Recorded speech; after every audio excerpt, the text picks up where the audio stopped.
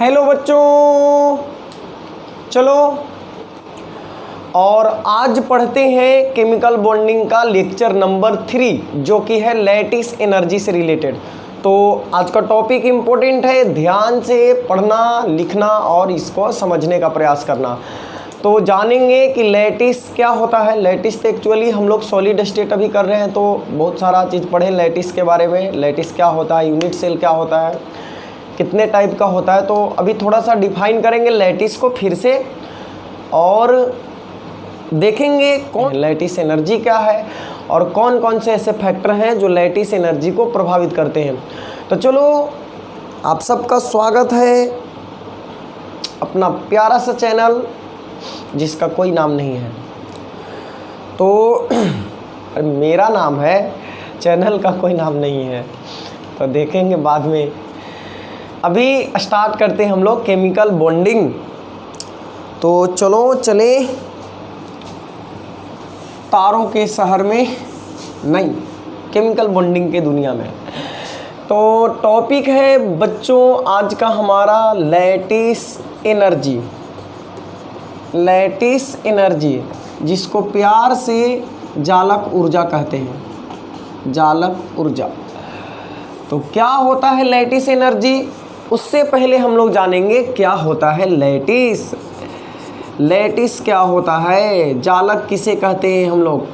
तो देखो, लैटिस के बारे में आपको हम बताए हैं कि एक ऐसा स्ट्रक्चर, क्लोज पैक्ड स्ट्रक्चर जिसमें बहुत सारे एटम हो और एटम क्लोजली पैक्ड हो, यानी उनके बीच डिस्टेंस बहुत कम हो, एक एटम बहुत सारे अदर एटम से घिरा हुआ हो, तो उसे हम लोग बोलते हैं लैटिस। चूँकि बात हम लोग आयनिक कंपाउंड का कर रहे हैं, अभी हम लोग आयनिक कंपाउंड पढ़ रहे हैं, तो यहाँ पे क्या होगा, जो एटम होगा उसके जगह पे केटायन और एनायन होंगे। तो यहाँ अगर हम लैटिस को डिफाइन करें तो देखो, the close packed structure in which each ion is surrounded by oppositely charged ion is called lattice. The close packed structure in which each ion is surrounded by oppositely charged ion is called lattice. वैसे निविड संकुलित का मतलब होता है close packed, सीमित packing, जिसमें ions जो है एक दूसरे के बहुत नज़दीक हैं। तो वैसी निविड संकुलित close packed structure in which each ion is, प्रत्येक आयन जो है अपने ओपोजिट चार्ज वाले आयन से, अपने विपरीत आवेश वाले आयन से घिरा रहता है। जैसे मान लो हम एक क्रिस्टल बनाते हैं बच्चों, लैटिस बनाते हैं NaCl का, तो क्यूबिक लैटिस बनेगा NaCl का, जिसमें आपको पहले बताए हैं हम कि इसमें जो Cl माइनस होता है, Cl माइनस इसको हम बना लेते हैं, मान लो ऐसे स्फीयर बना लिए। तो Cl माइनस कहाँ होता है, प्रत्येक कॉर्नर पे होता है। NaCl के स्ट्रक्चर में Cl माइनस प्रत्येक कॉर्नर पे होता है। तो क्यूब में 8 कॉर्नर होता है, 8 कॉर्नर पे होगा और प्रत्येक फेस के सेंटर में होता है। तो फेस का सेंटर एक यहाँ आया, एक यहाँ आएगा, एक यहाँ फेस सेंटर होगा, नीचे वाले का सेंटर होगा, बच गया एक आगे वाला और एक पीछे वाला। तो एक का सेंटर यहाँ ले लेते हैं और दूसरे का यहाँ ले लेते हैं। तो प्रत्येक फेस पे कौन है, Cl माइनस है। और क्या होगा, चूँकि स्ट्रक्चर NaCl का बना रहे हो तो साथ में Na प्लस भी होगा। इसे हम सॉलिड स्फीयर के द्वारा दिखला देते हैं। तो जो Na प्लस है और इसमें प्रत्येक एज के सेंटर में होता है बच्चों, प्रत्येक किनारों के केंद्र में होता है। यहाँ पे होगा, यहाँ होगा, यहाँ होगा यहाँ भी होगा, यहाँ भी होगा, यहाँ भी होगा, क्या तेरा ही जलवा। तो देखो तो प्रत्येक एज के सेंटर पे हो गया, और एक NaCl जो होता है वो बॉडी के सेंटर में होता है। कहाँ पे होता है? बॉडी के सेंटर में, यानी क्यूब के एकदम बीचों बीच होता है, अंदर वाले भाग में। तो देखो ये हमारा जो लैटिस है NaCl का लैटिस है, NaCl क्रिस्टल लैटिस, ठीक है। NaCl का लैटिस है जिसमें Cl माइनस आयन जो है वो लैटिस यूनिट सेल के प्रत्येक कॉर्नर पे है और प्रत्येक फेस के सेंटर पे है। Na प्लस प्रत्येक एज के सेंटर में है और एक Na प्लस बॉडी सेंटर में है। तो ये NaCl का स्ट्रक्चर बनता है इस प्रकार का। इसमें देखो बच्चों प्रत्येक आयन आपको दिखाई देगा कि अपने ऑपोजिट चार्ज वाले से घिरा हुआ है। कहने का अर्थ ये हुआ कि प्रत्येक Na प्लस Cl माइनस से घिरा हुआ होगा और प्रत्येक Cl माइनस Na प्लस से घिरा हुआ होगा। जैसे देखो इसकी अगर हम बात करते हैं इस वाले Na प्लस का, यहाँ पे तो ये इधर Cl माइनस है, इसके इधर Cl माइनस है, यहाँ पे Cl माइनस है। तो सभी जगह यहाँ Cl माइनस है, यहाँ Cl माइनस है, चारों तरफ से ये क्या है? Cl माइनस से घिरा हुआ है। उसी तरह अगर कोई Cl माइनस आप पकड़ लो तो Cl माइनस देखोगे कि वो Na प्लस से घिरा हुआ होगा। जैसे यहाँ पे आप उठा लो तो इसके इधर Na प्लस है, यहाँ Na प्लस है, यहाँ पे Na प्लस है, तो चारों तरफ से किससे घिरा हुआ है? Na प्लस से। तो वैसी स्ट्रक्चर, वैसी संरचना जिसमें प्रत्येक आयन अपने ऑपोजिट चार्ज वाले आयन से घिरा हुआ हो, उसे हम लोग बोलते हैं बच्चों लैटिस। क्या बोलते हैं? लैटिस बोलते हैं, जालक बोलते हैं। तो लिखो इसको, हमारा मुद्दा है लैटिस एनर्जी, न कि लैटिस। तो लैटिस एनर्जी जानना था, इसलिए आपको हम लैटिस से दर्शन करवा दिए। बढ़ते हैं अब आगे, लिख लीजिए।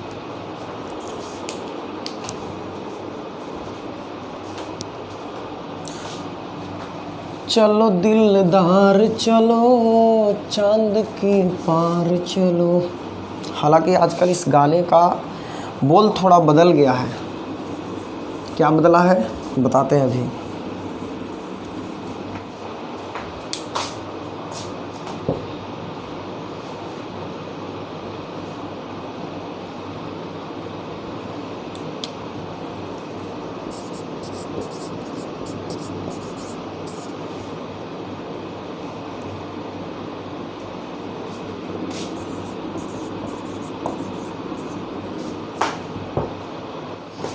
तो चलो अब हम लोग स्टार्ट करते हैं लैटिस एनर्जी के बारे में।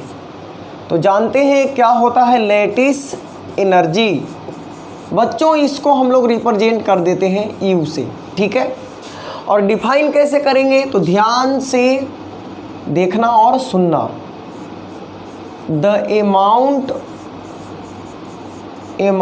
Of energy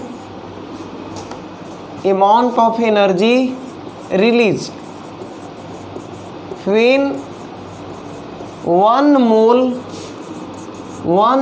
of ionic lattice is 1 mole of ionic lattice is formed from its gaseous constituent ions। देखो the amount of energy released when 1 mole of ionic lattice is formed from its gaseous constituent ions. जब 1 mole आयनिक crystal का निर्माण, ध्यान से सुनना, जब 1 mole आयनिक crystal या आयनिक lattice का निर्माण उसके गैसीय कंस्टिट्यूएंट आयन से होता है, यानी कंस्टिट्यूएंट का मतलब हो गया जिससे उसका निर्माण हुआ है, तो उस समय जितनी एनर्जी बाहर निकलती है, जितनी ऊर्जा बाहर मुक्त होती है, उसी को हम लोग बोलते हैं लैटिस एनर्जी, जालक ऊर्जा। जब 1 मोल आयनिक क्रिस्टल का निर्माण उसके अवयवी गैसीय आयनों से यानी कंस्टिट्यूएंट गैसियस आयन्स से बनता है 1 मोल आयनिक क्रिस्टल, तो जो एनर्जी रिलीज होती है उसी को बोलते हैं बच्चों लैटिस एनर्जी। अब देखो एग्जाम्पल से इसको करते हैं, ज़्यादा समझ में आएगा। देखो जैसे बच्चों अपने पास है प्यारा सा Na+ जो कि गैस के रूप में है। किस रूप में है? गैस के रूप में है। Na+ आयन है जो कि गैस के रूप में है। और है अपने पास Cl- आयन, ये भी किस रूप में है? गैस रूप में है। ठीक है, Na+ गैस है और Cl- भी गैस के रूप में है। जब ये आपस में कंबाइन करेंगे, क्या करेंगे? कंबाइन होंगे आपस में, क्योंकि Na+ है और Cl- है, विपरीत आवेश वाले आयन है, तो इनके बीच अट्रैक्शन होगा। अट्रैक्शन होने के बाद एक कंपाउंड का निर्माण करेंगे NaCl, जो कि सॉलिड फॉर्म में होगा। ठीक है, सॉलिड फॉर्म में होगा। तो गैसियस कंस्टिट्यूएंट आयंस आपस में कंबाइन किए और 1 मोल, यहाँ पे जो कोफिशिएंट होता है वो हमें नंबर ऑफ मोल बताता है, कुछ नहीं है, तो 1 मोल NaCl का निर्माण हो रहा है। अब बच्चों यहाँ पे क्या होता है कि कुछ एनर्जी बाहर निकलता है और इसी एनर्जी को हम लोग बोलते हैं लैटिस एनर्जी। क्या बोलते हैं? लैटिस एनर्जी बोलते हैं। सवाल ये उठता है कि एनर्जी आया कहाँ से, क्यों एनर्जी बाहर निकल रहा है? तो आपको हम पहले बता चुके हैं कि जब एटम या आयन आपस में कंबाइन होते हैं, तो जैसे देखो Na+ है, तो प्लस है तो क्या है, जब एटम पे पॉजिटिव या निगेटिव चार्ज आता है तो वो अनस्टेबल हो जाता है। Na+ यहाँ पे अभी चार्ज की वजह से अनस्टेबल होगा, अस्थाई होगा। Cl- पर भी चार्ज है, तो ये भी क्या होगा, चार्ज की वजह से अनस्टेबल होगा। अब ये दोनों आपस में कंबाइन होंगे तो एक स्टेबल कंपाउंड का निर्माण होगा। और बच्चों कंपाउंड या कोई भी सिस्टम स्टेबल तब होता है जब उसके पास कम से कम एनर्जी होता है, यानी वो लोवेस्ट एनर्जी स्टेट में रहना चाहता है। उसके पास ऊर्जा जितनी कम होगी उतना ही ज़्यादा क्या होगा, स्टेबल होगा। तो यहाँ पे NaCl क्या करता है, स्टेबिलिटी गेन करने के लिए जब एक कंपाउंड बनता है तो यहाँ पे जो फालतू एनर्जी था वो क्या होता है, बाहर निकल जाता है। तो जब Na+ गैस और Cl- गैस यानी गैसियस कंस्टिट्यूएंट आयन से आयनिक क्रिस्टल या आयनिक लैटिस का निर्माण होता है तो एनर्जी रिलीज होता है, ऊर्जा बाहर निकलती है, और जितनी ऊर्जा बाहर निकलती है उसे हम बोलते हैं लैटिस एनर्जी। क्या बोलते हैं? Lattice energy. तो यहाँ पे अगर देखा जाए तो डेल्टा H क्या बताता है, change in enthalpy. Change in enthalpy यानी रिएक्शन के दौरान कितना एनर्जी में परिवर्तन हो रहा है, एनर्जी चेंज हो रहा है या हीट चेंज हो रहा है, उष्मा में कितना परिवर्तन हो रहा है, उसी को बताता है डेल्टा H। तो यहाँ पे जो चेंज इन एंथैल्पी होगा वो क्या हो जाएगा, वो हो जाएगा लैटिस एनर्जी, यानी कितना हीट बाहर निकला, कितना एनर्जी बाहर निकला, उसको बोलेंगे चेंज इन एंथैल्पी। और चेंज इन एंथैल्पी जो यहाँ पे होता है उसी को हम बोलते हैं लैटिस एनर्जी। जितना एनर्जी बाहर निकलता है उसी को बोलते हैं लैटिस एनर्जी। और बच्चों यहाँ पे जो लैटिस एनर्जी होगा वो निगेटिव होगा। जब भी किसी रिएक्शन से हीट बाहर निकलता है, एनर्जी बाहर निकलता है, तो हम उसको निगेटिव साइन के द्वारा दिखलाते हैं। ठीक है, तो यहाँ पे लैटिस एनर्जी क्या होगा, निगेटिव होगा, क्योंकि एनर्जी बाहर निकल रहा है। और ये जो रिएक्शन होगा वो होगा एक्सोथर्मिक यानी ऊष्माक्षेपी होगा। ऊष्माक्षेपी, उष्मा यहाँ पे बाहर निकलेगा, ऊर्जा यहाँ पे बाहर निकलेगा। तो ये रहा हमारा लैटिस एनर्जी का formula. The amount of energy released when 1 mole of ionic lattice is formed from its gaseous constituent ion. जब 1 मोल आयनिक सॉलिड आयनिक लैटिस का निर्माण इसके अवयवी gaseous ions constituent gaseous ions से होता है, तो जितनी एनर्जी बाहर निकलती है, जितनी एनर्जी उत्सर्जित होती है, जितनी एनर्जी रिलीज होती है, उसी को हम बोलते हैं लैटिस एनर्जी। Isn't it? तो चलो इसको एक और तरीके से डिफाइन कर सकते हैं बच्चों, तो वो दूसरा तरीका भी आपको बता देते हैं, उसके बाद फिर हम लोग बढ़ेंगे यहाँ से आगे। लिख लीजिए,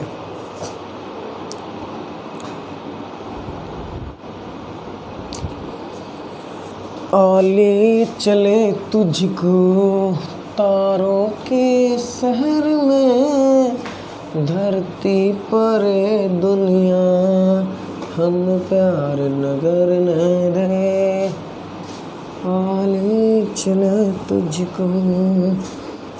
देखो क्या हम लोग देखें, लैटिस एनर्जी क्या होता है, जैसे अपने पास है Na प्लस गैस और Cl माइनस गैस है, कंबाइन किया बन गया NaCl सॉलिड।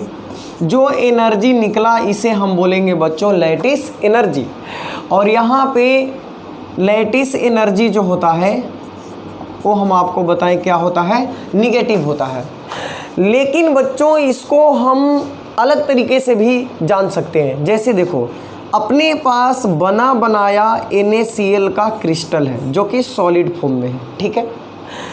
अब हम चाहते हैं कि इसको हम गैसियस कंस्टिट्यूएंट आयंस में तोड़ दें, यानी जिस आयन से इसका निर्माण हुआ है इसे हम पुनः उस रूप में चेंज कर दें।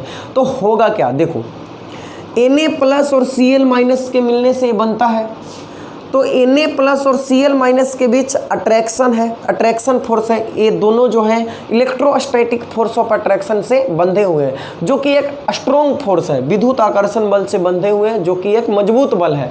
तो इसको तोड़ने के लिए अब आपको एनर्जी देना पड़ेगा। ध्यान से समझना, यहाँ पे Na प्लस और Cl माइनस आपस में कंबाइन कर रहे थे तो ऊर्जा बाहर उत्सर्जित हो रहा था, एनर्जी रिलीज हो रहा था यहाँ पे। लेकिन अब क्या होगा, NaCl एक स्टेबल कंपाउंड है, इनके बीच का जो बॉन्ड है जिस फोर्स ऑफ अट्रैक्शन से ही बंधे हुए उसे तोड़ना है। तो उसको तोड़ने के लिए आपको बाहर से एनर्जी देना होगा। तो अब यहाँ पे जितना एनर्जी आपको देना पड़ेगा, जैसे इसको तोड़ना है तो एनर्जी देना पड़ेगा। एनर्जी दोगे तो ये Na प्लस गैस और प्लस Cl माइनस गैस में टूट जाएंगे, ठीक है। Na प्लस गैस और Cl माइनस गैस में टूट जाएंगे। लेकिन अब एनर्जी यहाँ पे रिलीज नहीं हो रहा है, यहाँ पे एनर्जी आपको देना पड़ रहा है, ठीक है। तो अगर यहाँ पे आपसे पूछा जाए कि लैटिस एनर्जी क्या होगा, तो यहाँ पे लैटिस एनर्जी होगा बच्चों पॉजिटिव। जब रिएक्शन से एनर्जी रिलीज होता है तो उसको निगेटिव दिखाते हैं, जब एनर्जी बाहर से देना पड़ता है तो उसे हम पॉजिटिव दिखाते हैं। तो ये निगेटिव लिखा हुआ है और ये पॉजिटिव लिखा हुआ है। अब लैटिस एनर्जी वही चेंज इन एंथैल्पी के बराबर होगा। तो इस रिएक्शन के दौरान कितना एनर्जी चेंज हुआ, कितना हीट चेंज हुआ, कितना एंथैल्पी में चेंज हुआ, तो डेल्टा H उसी को जितना एनर्जी चेंज हुआ उसको बोलेंगे लैटिस एनर्जी। चूँकि बाहर से देना पड़ रहा है तोड़ने के लिए तो ये लैटिस एनर्जी क्या होगा, पॉजिटिव। तो इसको हम दूसरे शब्दों में डिफाइन कर सकते हैं, the amount of energy required to separate 1 mole of ionic lattice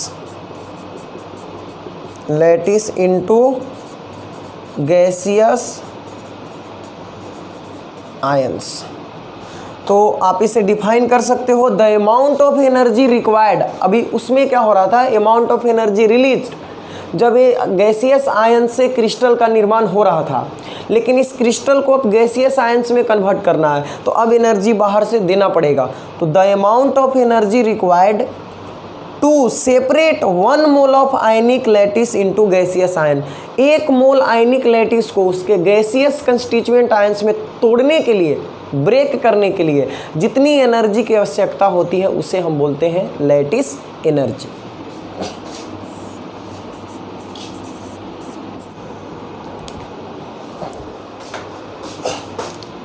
तो लिख लीजिए इसको, इस डिफिनेशन को भी।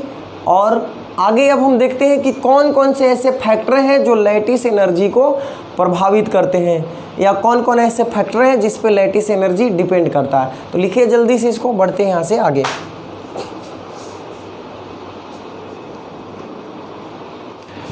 कौन कौन से ऐसे फैक्टर हैं जो लैटिस एनर्जी को प्रभावित करते हैं, जालक ऊर्जा को प्रभावित करने वाले कारक। तो देखो बच्चों, जैसे अपने पास एकदम सिंपल सा कॉन्सेप्ट है, इसको समझ लो, आप खुद बता दोगे कि कौन कौन से ऐसे फैक्टर हैं जिस पर लैटिस एनर्जी डिपेंड करता है। तो ध्यान से देखने का इधर, जैसे देखो अपने पास Na प्लस था, ठीक है, और Cl माइनस था। ए पॉजिटिव चार्ज है बच्चों और ए क्या है, निगेटिव चार्ज है। मतलब हम कह सकते हैं कि एक पॉजिटिव चार्ज और एक negative charge, plus Q and minus Q है। इनके बीच का डिस्टेंस कितना है, आर है, आर। बोलोगे डिस्टेंस कैसे होगा सर, क्लोजली पैक्ड होता है। तो मेरे प्यारे बच्चों ध्यान से देखो इधर,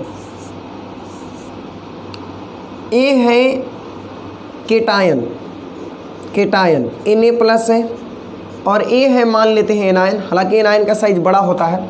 तो अभी मान लेते हैं ए Na प्लस है और ए Cl माइनस है। तो अगर ये आपस में सटे हुए फिर भी इंटर न्यूक्लियर डिस्टेंस इतना तो होगा दोनों के बीच में। ये होगा रेडियस ऑफ केटायन और ये होगा रेडियस ऑफ एनायन। ये धनायन की त्रिज्या और एनायन की त्रिज्या दोनों के बीच का डिस्टेंस कितना होगा, तो Rc प्लस Ra, इसको हम मान लेते हैं R। क्या मान लेते हैं, R मान लेते हैं।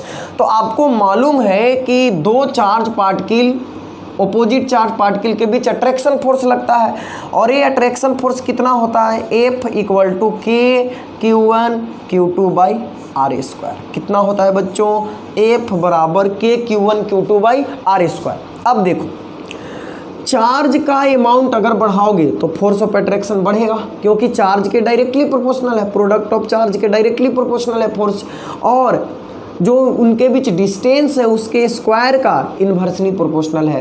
तो रेडियस बढ़ाओगे मीन्स केटायन एनायन के बीच डिस्टेंस बढ़ाओगे तो फोर्स ऑफ अट्रैक्शन कम होगा, और चार्ज का अमाउंट बढ़ाओगे तो फोर्स ऑफ अट्रैक्शन मजबूत होगा।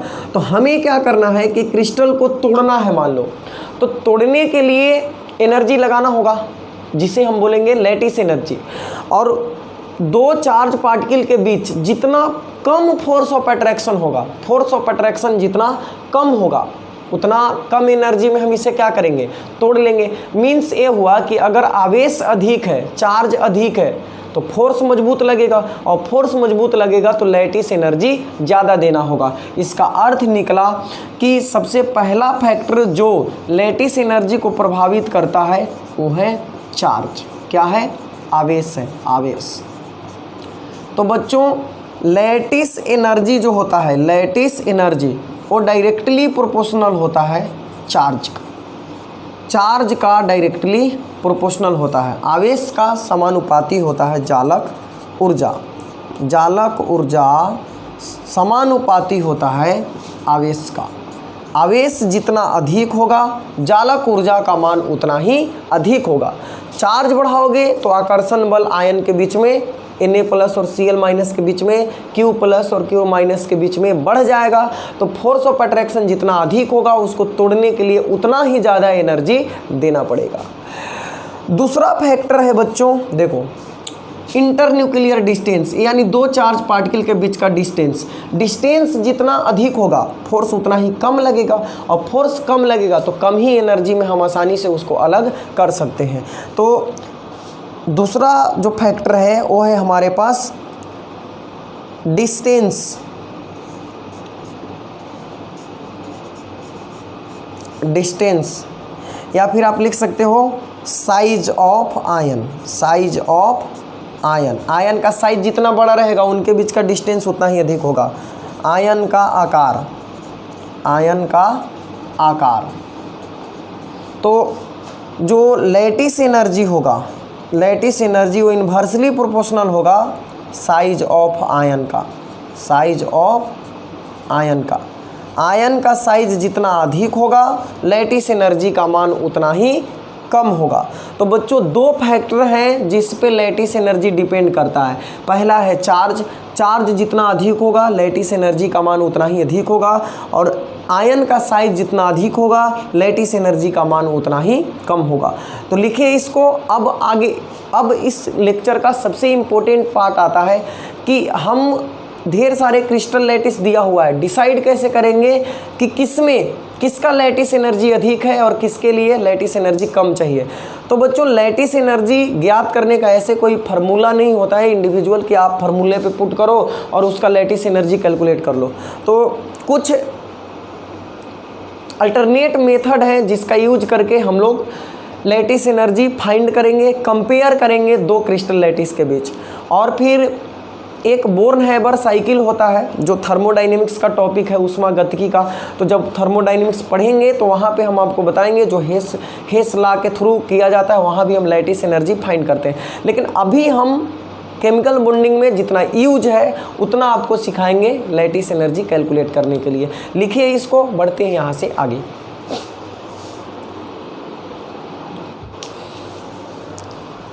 ओवरऑल अगर अब हम देखें तो हम कह सकते हैं बच्चों कि जो लैटिस एनर्जी है वो डायरेक्टली प्रोपोर्शनल है चार्ज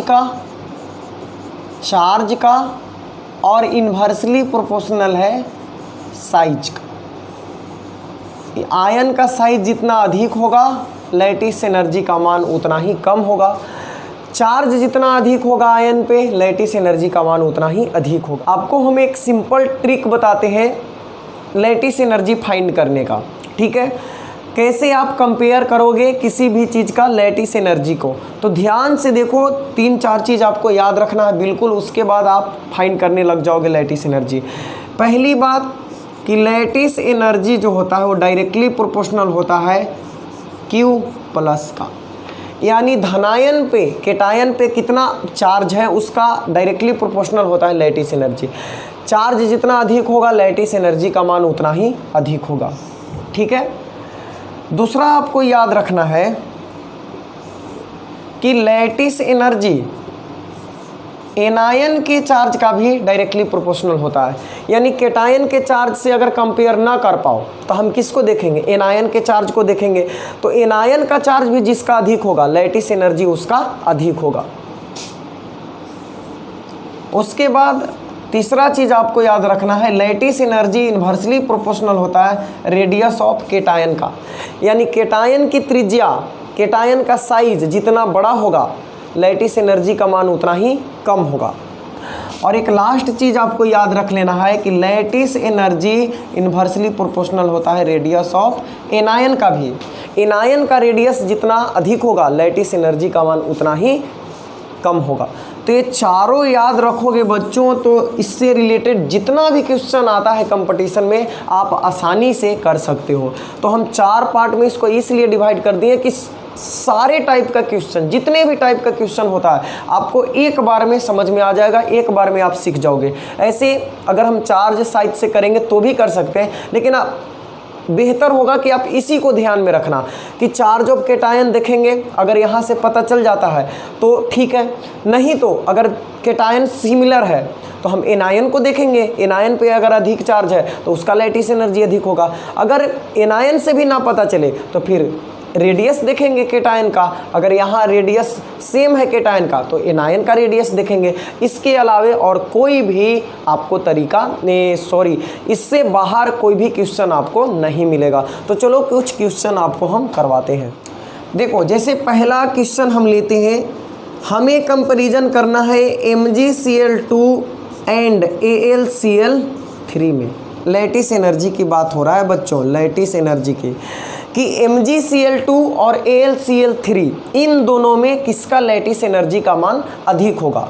तो देखो, लैटिस एनर्जी केटायन के चार्ज के डायरेक्टली प्रोपोर्शनल है। तो आप इसको तोड़ो, जब आप तोड़ोगे बच्चों इसको तो यहाँ से यहाँ पे कुछ नहीं तो 1 है, तो इसका कोफिशिएंट इसके माथे पे जाएगा तो A मिलेगा Mg2+ और साथ में मिलेगा Cl-, इसका कोफिशिएंट इसके माथे पे जाएगा और 2 है तो 2 से बैलेंस कर दो, 2Cl-।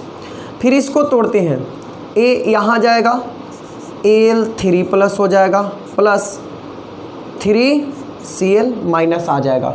तो अब आप देखो केटायन दोनों जगह अलग अलग है और जो एनायन है ए आप देख रहे हो Cl- है और यहाँ भी क्या है Cl- है। तो एनायन से तो कंपैरिजन करने से रहा, क्योंकि ये दोनों सिमिलर है तो Cl-, संख्या मत देखो। और यहाँ पे केटायन Mg2+ है और यहाँ पे केटायन Al3+ है। तो जब आप देखोगे तो चार्ज यहाँ पे 3+ है और यहाँ पे क्या है बच्चों 2+। तो हम बताए हैं लैटिस एनर्जी Q+ का डायरेक्टली प्रोपोर्शनल होता है, मतलब Al3+ का चार्ज Mg2+ से अधिक है तो इसका लैटिस एनर्जी अधिक होगा। आई होप समझ गए होंगे आप लोग।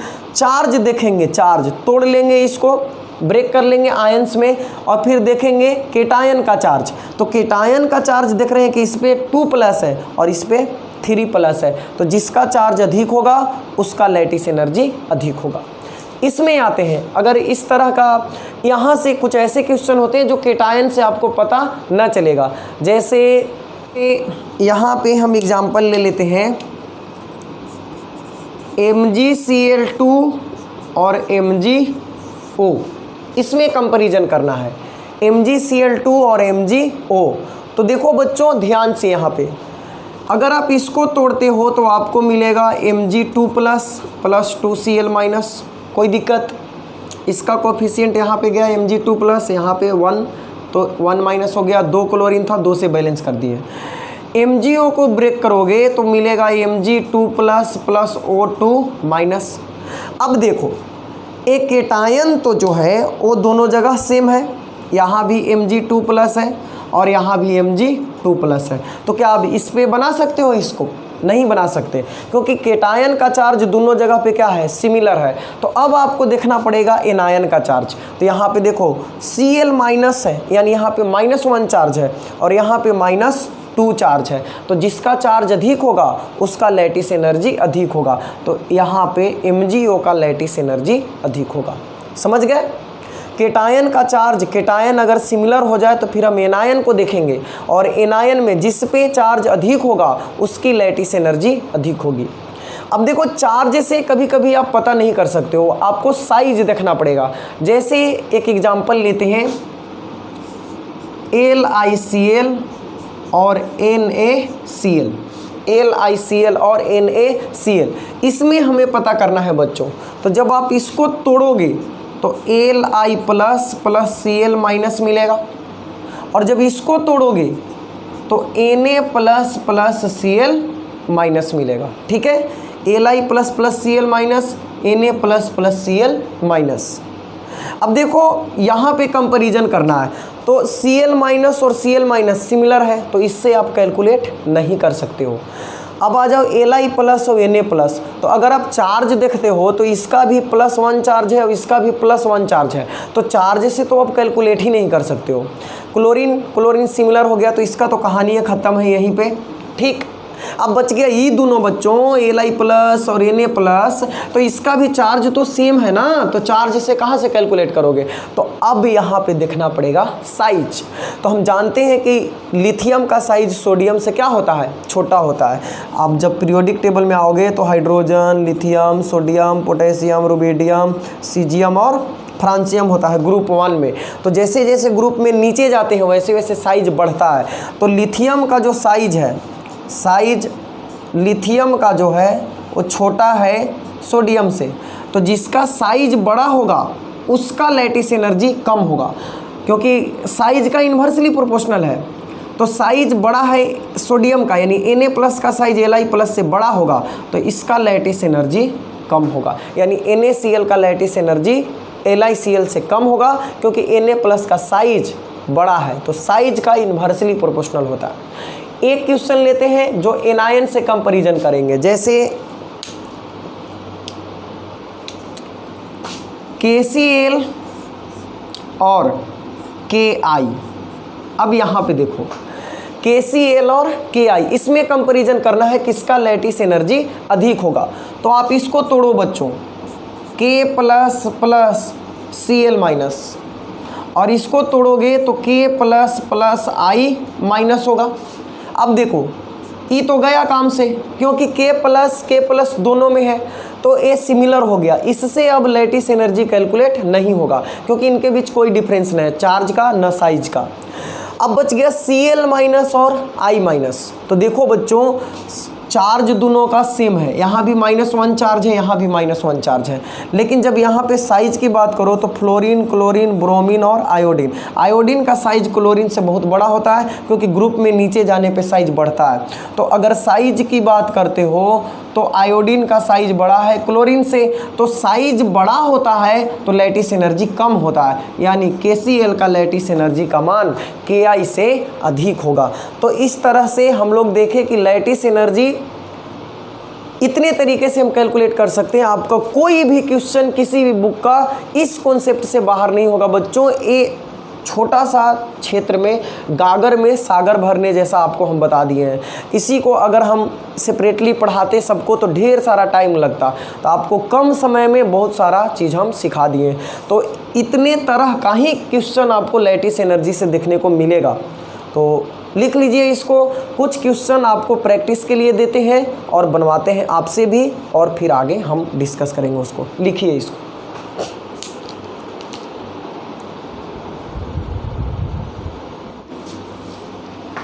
मेरा दिल भी कितना पागल है, ये प्यार जो तुमसे करता है, पर सामने जब तुम आते हो, कुछ भी कहने से डरता है। ओ मेरे साजन, ओ मेरे साजन। देखो यहाँ पे हमें कंपैरिजन करना है Na2O और MgO के बीच। तो Na2O को तोड़ोगे तो क्या होगा, Na प्लस मिलेगा 2 आयन प्लस O2 माइनस, और इसको तोड़ोगे तो Mg2 plus plus O2 minus. तो देखो ऑक्सीजन से अब कैलकुलेट नहीं कर सकते, तो Na प्लस और Mg2 प्लस। देख रहे हो यहाँ पे Na प्लस 1 चार्ज है, Mg2 प्लस चार्ज है, तो केटायन का चार्ज यहाँ पे अधिक है, इसीलिए MgO का लैटिस एनर्जी अधिक होगा। इसमें Na प्लस F माइनस, ठीक है, और इसको तोड़ोगे तो Mg2 plus plus 2Cl minus. तो देखो एनायन पे चार्ज -1 है, यहाँ भी एनायन पे चार्ज -1 है, लेकिन बच्चों साइज में डिफरेंस है। फ्लोरीन का साइज छोटा होता है, क्लोरीन का साइज बड़ा होता है, तो यहाँ पे साइज वाला फैक्टर भी लगेगा और चार्ज वाला फैक्टर भी लगेगा, क्योंकि Na प्लस प्लस 1 चार्ज है और यहाँ पे Mg2 प्लस पे प्लस 2 चार्ज है।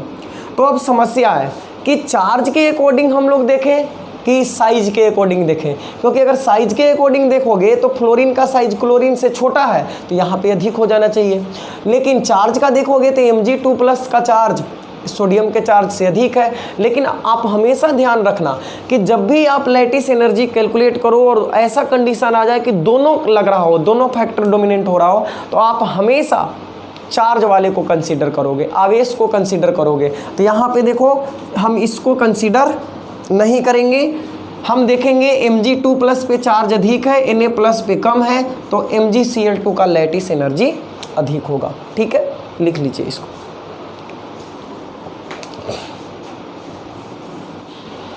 देखो बच्चों, अभी तक बुक के बारे में आपको नहीं बताए थे हम, तो ये देखो VK जायसवाल का बुक है इनऑर्गेनिक केमिस्ट्री का, बालाजी पब्लिकेशन का है, तो हम प्रचार नहीं कर रहे हैं इसका।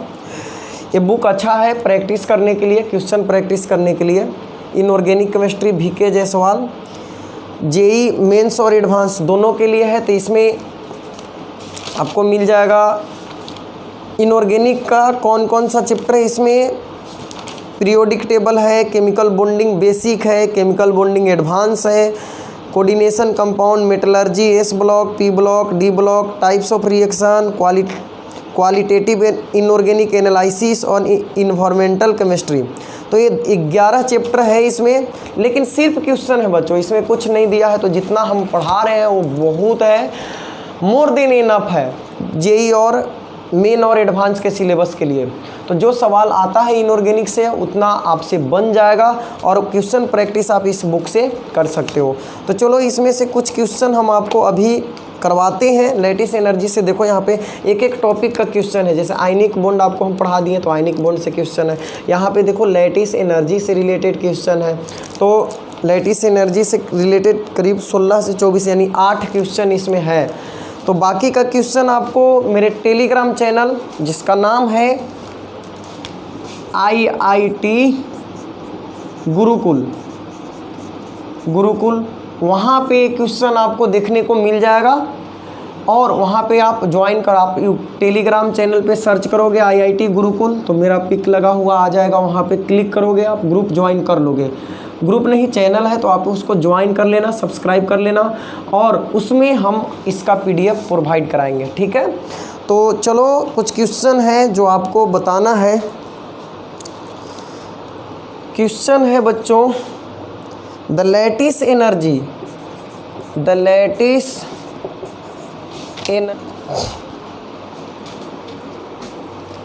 देखो एक क्वेश्चन है हमारा, the lattice energy of KF potassium fluoride, KCl potassium chloride, KBr potassium bromide and KI potassium iodide follow the order, यानी किस अनुक्रम में है जो सही ऑर्डर है। तो आप देखो बच्चों सोल्व करते हैं इसको, एकदम इजी क्वेश्चन है। देखो KF है तो K प्लस F माइनस मिलेगा, ठीक है।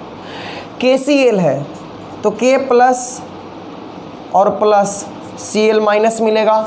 KBr को ब्रेक करोगे तो K plus plus Br minus मिलेगा और KI को ब्रेक करोगे तो K plus plus I minus मिलेगा। तो अगर हम पहले जो बताएं उसको समझे हो आप तो समझ सकते हो कि K plus K plus K plus K plus सब में है, तो इससे हम कुछ भी फाइंड नहीं कर पाएंगे। तो अब हमें देखना होगा फ्लोरीन, क्लोरीन, ब्रोमीन और आयोडीन को, एनायन को। तो आप देख रहे हो इस पर भी -1 चार्ज है, इस पे भी -1 चार्ज है, इस पे भी -1 चार्ज है और इस पे भी -1 चार्ज है, मतलब आप चार्ज से कैलकुलेट नहीं कर सकते हो। तो अब देखते हैं साइज।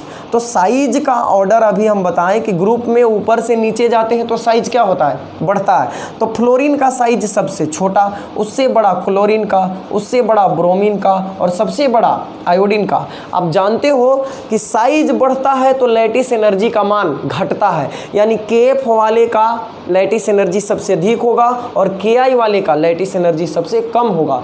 तो आप देख लो कहाँ पे है ऑर्डर सही, KF का सबसे ज़्यादा, फिर KCl का, फिर KBr का और फिर KI का। तो ऑप्शन ए ही हमारा जो है वो करेक्ट ऑप्शन है, क्योंकि K plus K plus K plus K plus सब में है और साइज जैसे जैसे बड़ा होगा लैटिस एनर्जी वैसे वैसे घटता जाएगा। तो फ्लोरीन से बड़ा क्लोरीन, क्लोरीन से बड़ा ब्रोमीन और ब्रोमीन से बड़ा आयोडीन साइज में, तो लैटिस एनर्जी KI का सबसे कम होगा। तो ये हुआ हमारा पहला क्वेश्चन। एक दो और क्वेश्चन करवाते हैं, फिर बाकी क्वेश्चन टेलीग्राम चैनल पे डाल देंगे हम। तो लिख लीजिए इसको,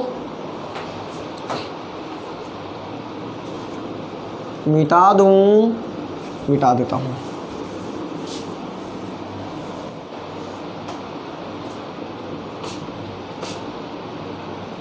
देखो सिलेक्ट करते हैं KCl और MgO में किसका लैटिस एनर्जी अधिक होगा।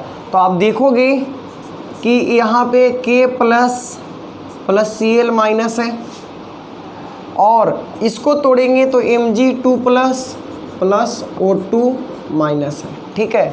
तो K plus Cl minus Mg2 plus और O2 माइनस। तो अगर हम चार्ज की बात करें तो देख रहे हैं कि यहाँ पे जो चार्ज है केटायन एनायन दोनों का चार्ज KCl से क्या है, अधिक है। तो इसका जो लैटिस एनर्जी होगा वो अधिक होगा। तो इस तरह से ये सारे क्वेश्चन हैं जो आप कर सकते हो इसको आसानी से। तो आपके लिए होमवर्क रहा, आप खुद से इसको प्रैक्टिस करना। LiF और LiBr में किसका लैटिस एनर्जी अधिक होगा, Mg3N2 और NaCl में किसका लैटिस एनर्जी अधिक होगा। तो आप करके अगर कमेंट में बता सकते हो तो ज़रूर बताना कि किसका लैटिस एनर्जी अधिक आया। मिलते हैं बच्चों अगले लेक्चर में। अगला लेक्चर देखते हैं किस टॉपिक पे बनाते हैं। तो केमिकल बॉन्डिंग को आगे बढ़ाएंगे अगले लेक्चर में। तब तक आप इसको पढ़ो, समझो और जो क्वेश्चन दिए हैं उसको प्रैक्टिस करो। और ये बुक आप देख ही लिए हो, ये अगर लेना चाहो तो आप ले सकते हो, ऑनलाइन मंगवा सकते हो क्योंकि यहाँ तो मिलेगा नहीं। तो VK जायसवाल का बुक है श्री बालाजी पब्लिकेशन का, इनऑर्गेनिक केमिस्ट्री के लिए, जो JEE मेंस और एडवांस को ध्यान में रख के बनाया गया है बुक को। तो आप इसको खरीद सकते हो, ठीक है। तो मिलते हैं नेक्स्ट लेक्चर में। Thanks for watching, thank you, bye bye.